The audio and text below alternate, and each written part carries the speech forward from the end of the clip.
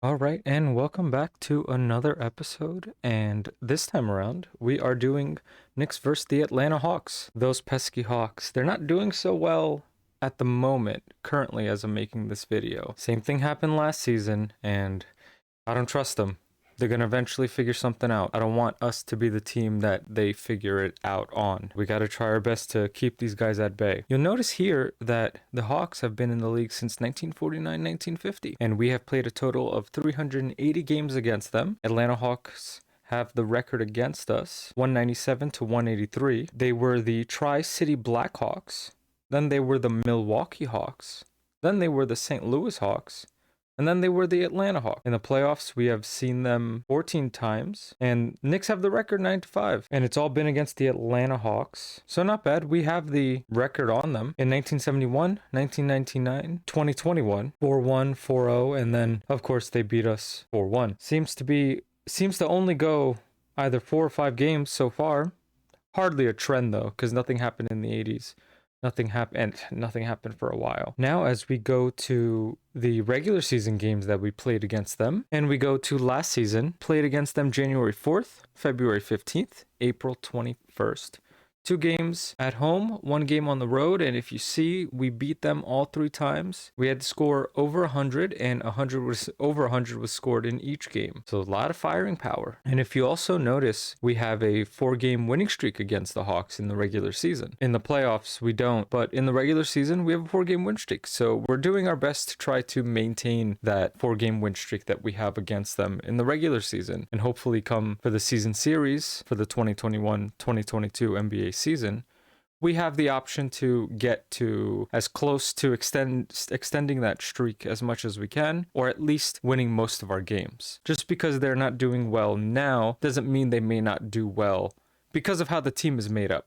And that's what we're going to do. Take a look. Game 1, January 4th, 113-108, even in the third quarter, which is pretty cool. And Knicks didn't really take their foot off the gas too much, maybe in the second a little bit, which is why Atlanta was able to get in. Julius Randle, pretty good, 28, 17, and 9, almost a triple-double on 43 minutes. RJ, this is probably the thick of when they were in their minutes dump. 26 points, 11 rebounds.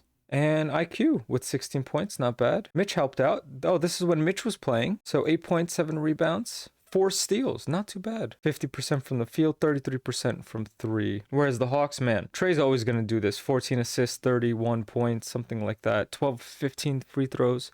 But erratic shooting for the most part. DeAndre Hunter also, John Collins, Clint Capella, Cam Reddish. Most of these guys are pretty much, I think all these guys are back for the most part. Rondo's not there, of course. This team is still at its core, so at least they have some stability. From the field, we shot better, and our free throws as well. Game 2, 123-112. How were we in the third quarter? Gasp. The third quarter, the Knicks are doing good. I'm very surprised. So I'm hoping the game after this, if this is the case, then I'm going to have to write it. Knicks do well in the third quarter?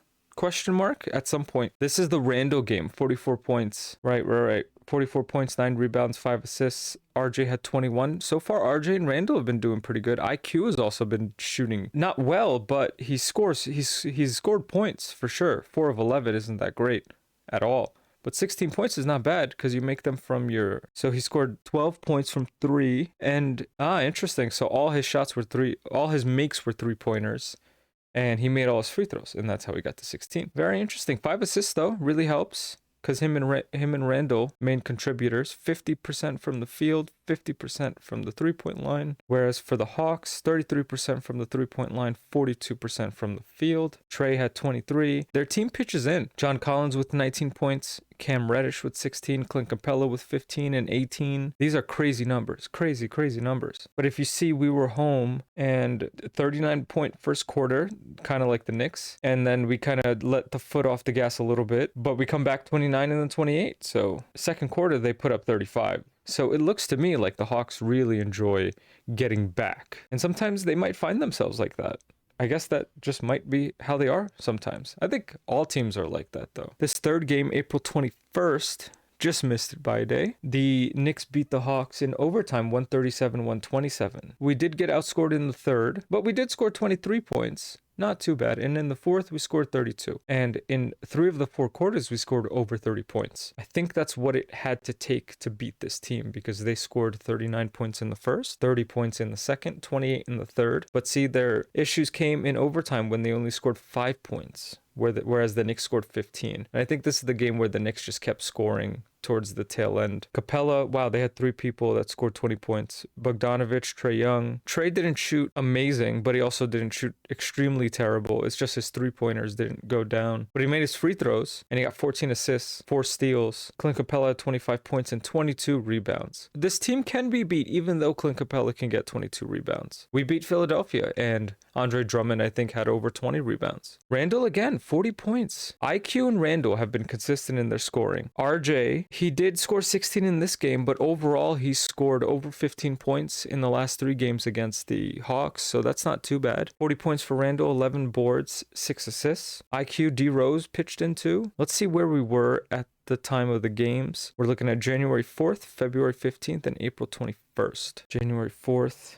3-game win streak. February 15th, another 3-game win streak. Huh, that's odd. Let me go back to that January game. Game 2 of a 3-game win streak. Game 3 of a 3-game win streak. Wow. The only times that we saw the Hawks last season is during win streaks. Very, very interesting. I wonder if that's going to be the narrative for next season. When we play the Hawks, will we get to win streaks? I guess time will tell. And I want to take a look at Atlanta at the same time where they were. They were on a 4-game losing streak when they saw us. And 3 of those games were home. Oof, you got to protect home court. You got to protect home court. February 15th, another 4-game losing streak. Huh. Now April 21st, let's see what's going on. Okay, nothing too crazy, but a little odd that there were win streaks involved when it came to these 2 teams getting together. Very, very, very weird. Now let's take a look for the 2021-2022 NBA season and see what games we play. November 27th, December 25th, Christmas Day, January 15th, and March 22nd. 3 games before the All-Star break and 1 game after the All-Star break, but we have to maintain these guys no matter what because they are in the Eastern Conference. This team really would like to play the Knicks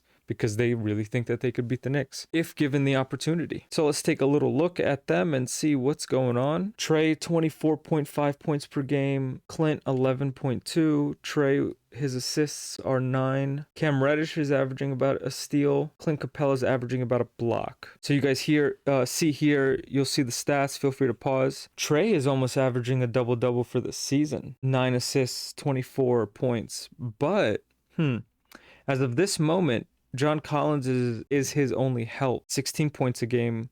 They do get rebounds. They actually get really good rebounds. Everybody contributes at some point. Almost 3 rebounds per their main guys. And this is what, 1, 2, 3, 4, 5, 6, 7, 8. 1 through 8 can get the ball if need be. That's interesting. Their assist game's decent. They have 1 main guy. It's just because their ball movement is very weird. They don't steal the ball relatively too much. They don't block too much. But they do sometimes turn the ball over. And they do foul. So, not too bad. But they'll get about 3 fouls. I don't think you see any of them fouling out or anything like that. Although, who knows? If we get that, that I think is one of the keys to trying to get this team. Is making sure to get them off their rhythm by having them foul the other team. So if the Hawks can foul the Knicks, slowing the game down, because these guys also want to run. These guys are somewhat of a fast team despite their record. Trae is also a monster. Trae so far has played all games. So has John Collins. They've got shooters. They've got tall guys that are playing quality minutes, and they're going pretty deep in their roster too. 1, 2, 3, 4, 5, 6. 7, 8 players, and you have how many people scoring in double digits? 6 players scoring in double digits, which means their range can be anywhere from single digits to in the 20s sometimes for some of these guys, depending on who gets hot. And that guy Herter is a good shooter. I want to see what they are home versus away, because we do see them 2 games at home, 2 games away. And in my opinion, I think if there's a game that we would lose, it might be the Christmas game at home. For some reason, I don't know what's going on with the Knicks at home, but it's confusing me. So this is them at home, somewhat true to what they are. Away, let's see if they dip at all. John Collins, somewhat true to what they are, it seems. I think there's a sense of predictability maybe they get figured out, because Trey's doing similar numbers and all the team for the most part is doing similar numbers. Maybe because Gallinari's also not scoring too well recently. Yeah, Herder's so far, he's getting a little hot, so you got to give him time to get ready. But Gallo's averaging about 6, Herder about 8. 1 through 6, 1 through 7 have a chance to score 20. That's the part that concerns me about this team. Let's see their depth a little bit and see what's going on. Trey, Bogdanovich, DeAndre Hunter seems to be playing, but he's day-to-day. That shouldn't be too much of an issue if he's just day-to-day. Collins and Clint Capella. Lou Will, Herder, Gallinari, DeLon Wright. Interesting. What's their injuries like? Anybody to note? Yeah, DeAndre's just day-to-day. Very, very interesting. Now with the Knicks, where we are from a stats perspective, really quickly as we go, somewhat similar. 1, 2, 3, 4, 5 players that average over 10 points a game. One guy that's hitting close. How are we? I mean, home, we're not that great. We get good rebounds too, if you think about it. This Knicks team can get some pretty decent rebounds. At home, they're doing pretty good.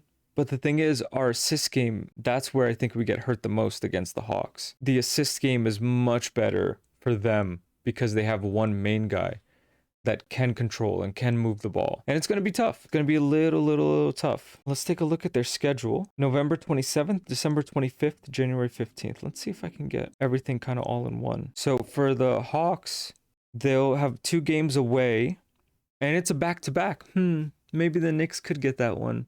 We'll see. And then they have a break till December 1st. Okay. December 15th. No, December 25th. There'll be nothing too crazy because it's a East Coast thing until they end December on the East Coast pretty much. From December 19th all the way to the 31st, they end on the East Coast. So they can get a little bit of, if they play some of these teams and really try, they can get up on the East Division, because who knows? It's also like the Wild West in the East, because the Knicks were up and then they're kind of slumping just a little bit. The Hawks are not good at the moment. The Wizards are amazing at the moment. The Bulls are really good. They're kind of expected to, but it's a little odd, and the dust needs to settle a little bit more. And we're getting to that point where the players say typically once Christmas time comes in, that's when they start to see how things are. So we're really looking at about Christmas time. So the bar could, I guess, if you think about it, by the time we get to Christmas, we'll have somewhat of an understanding of this team. But also, you can't say that, because by the time we got to February, March, the Knicks were okay. We weren't exactly amazing. We were still 500. And now, at some point, we were over 500. Now we're getting back to about 500. Before this team get to 500, try our best to get to 500, and then get a little over 500. Now the Knicks' potential is we can go anywhere from 500 to, not for certain, but with the potential to get to 10 games over 500. That seems to be some sort of wiggle room. Of course, I mean, I still have them at 35 wins, which might be a little shocker, but I still have them at 35 wins for the season because I'm still not entirely trusting yet. So that's what I have them personally. But to get off that tangent, that Christmas Day game is the 25th, and it's in the afternoon, and then the January 15th game is home, and they have a home stretch. And then March is the next game, March 22nd. They're home, and then they come to the Knicks. Let's take a look at the Knicks schedule, see what's going on for them. So far, the Knicks are doing something that they did last season, typically winning and losing in blocks, or they win a game and then lose a couple of games, win a game and then lose a couple of games, win, loss, win. They kind of do that sometimes. It is what it is. If you follow the channel, we see the Knicks schedule pretty much with every matchup, and it's going to be tough. I can see why we could lose this first game because of how tough this is. After Houston on the 20th, the 21st Chicago, 23 LA, 26 Phoenix, 27 it's a back-to-back. Maybe we could lose this one. We'll make the prediction at the end of this video. December 25th, we'll be home for a 3-game stretch. Detroit Washington and Atlanta. That might be a little tough with Washington. Of course, we assume that Detroit would be the palate cleanser. Maybe Boston could be the palate cleanser, because we're just coming off of that hard road stretch that we have to play in a row, not one day after the other, but at this game and then the next game. These next few games from the 21st to about the 14th of December, those are going to be so tough. So I'm not surprised if we lose the first one. If we can kind of come back by December 16th, rattle off these 3 wins here, if we can give the home crowd a Christmas win, that would be great. I just don't think the Knicks will. And we lose the winning streak. And I think we lose the second game. But if I go to January 15th, I think we could possibly win that game. Where are they? March 22nd. The Knicks see Utah. So we're home, and then we got to go down to Charlotte and then Miami and then shoot up. Okay, so I guess what we need to do is talk a little bit about the Hawks before I can make my prediction, right? With the Hawks, I notice they really have an issue when it comes to getting in front of their man. Sometimes they'll miss their assignments. And I find that often enough, they do wind up missing their assignments, their defensive assignments as well. If you run the court really well, which is why I think a player like Obi, a player like Alec Burks, if IQ could get hot from 3, that would be fantastic. But IQ, Burks, Obi, RJ, these guys would be fantastic against the Hawks, because running the floor, I think they're pretty decent when it comes to running the floor. The Hawks, for some reason, when it comes to seeing parallel lines, I guess, or when it comes to seeing fast break sort of movement, they're not able to get back in time in some cases, in a good portion of their cases, because they're also losing. They're on a 6-game losing streak right now. And of course, that'll change, and that may not count when it comes time for the other games come in January and then come in March. But they seem to be a little lost in cases like that. You're running the fast break, or you have multiple people sort of spread out on the floor and you're running a fast break. Defensive assignments, missing those, letting their man get past them. The lane is sometimes wide open, and the Hawks don't capitalize on that. It's almost like they look to get back on offense because they think, okay, we know offensively that we can do it. If we can get strips, great, because they're not necessarily going to block you too much. They do want to get second chance points. They may want to get second chance points, and if you don't box out well, they're going to do that. And Clint Capella is going to get rebounds, defensive and offensive rebounds. I also noticed that the Hawks seem to be somewhat weak when it comes to basic type of movement. If the Knicks have good ball movement, really good ball movement, because I'm noticing that because the Hawks and their missed assignments, they lose the ball movement, and they lose the ability to defend while the ball is being moved, because they're so far sagged off. If you see Trae Young, he sags off his defender sometimes because he wants to go for the help defense, right? And he'll sag off his man. So if we have a really quality ball movement game, and it might have to be Randall, I'm really hoping that it's D Rose or Burks or Kemba. Maybe Burks may not so much, but while the second unit is out. But I'm hoping for D Rose and Kemba to help out in some way, because we don't want to get burned by all these threes and these Trae Young heat check threes, and him just pulling up for no reason, and him wanting to get excited, because what they do is, if they're down, they go for very quick offenses, which are just dumps into the paint for Clint Capella, or quick threes and then get right back onto the defense, right? Or if they're up, they try to shoot their way into getting a potential double-digit lead. So these guys are very pesky, and we got to be careful. We got to be careful with this team. Otherwise, if the Knicks have really good ball movement, if we box out fairly well, move the ball. Really, really make an emphasis to move the ball. Get your three-point shooters open, because there are points where the Hawks will miss a man and you'll have a guy open, so long as you move the ball. Because that mid-range game is also going to be available as well. If you can get into the mid-range and then even off the glass, which also brings up another good point. I think Julius Randle would benefit from having a really good post move where he doesn't rely on getting fouls, because I think he really wants to get fouled in the post so that this way he can shoot his free throws and potentially get an M1. He would prefer to make it in and then shoot the one free throw so you can get a 3-point play. But it would be nice if Randle had a post move, like a hook or something like that, off the backboard. That would be really nice, because you got to play this team in many different ways. because I think when it comes time to playing the Knicks, they know what they're going to face, and there's a sense of comfortability. Even if the team is bad at the moment, right? They're still going to. So our best bet would be to throw something different at them in game 1, game 2, and game 3, and then whatever you tried to do in game 1 or 2 or 3, you do in game 4, or something along those lines. They can't see who we are and what we are. For the New York Knicks, they're anywhere from 1 to 2 games below 500 to about, I think in my opinion, the potential to be 10 to 12 games above 500 for this season. If I'm proven wrong, fantastic. But that's kind of where I see, even though I did say 35 wins, but I think the potential for this team is there. 2 games below 500 to 12 games above 500, somewhere around that range. But still, I've seen a lot, and I've seen a lot of bad basketball. And one season is just one season. That happened a while ago, and then the next season, not so much. So we got to keep stuff like that in mind. If I had to give my prediction on what I think is going to happen when it comes to wins and losses, I think this first game, which is November, I think this first game, the Knicks might win, but I'll say a Hawks win for this one. Game 2, I think we'll lose as well. Game 3 in January, I think we could win this game. I want to see January 15th for the Knicks. I think January 15th game, a possible win. And for March, we might lose that one. I want to say in my heart, 1-3 with that January game as the win. But I wouldn't be surprised if this team has the ability to go 2-2 or 4-0 against the Hawks as my fun little predictions. We got Julius Randle, we have Emmanuel Quickley,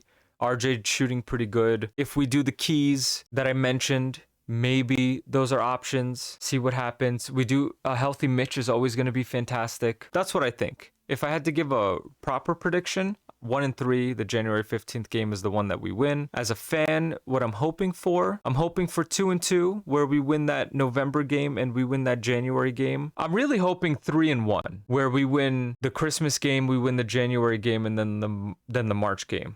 We'll lose November because Knicks seem to be in somewhat of a slump. That's what my hope is. So we'll go from there. All right, guys, that was the Knicks versus the Atlanta Hawks. A bit more robust, but I wanted to take this time because they are a foe for the Knicks. Thanks, guys.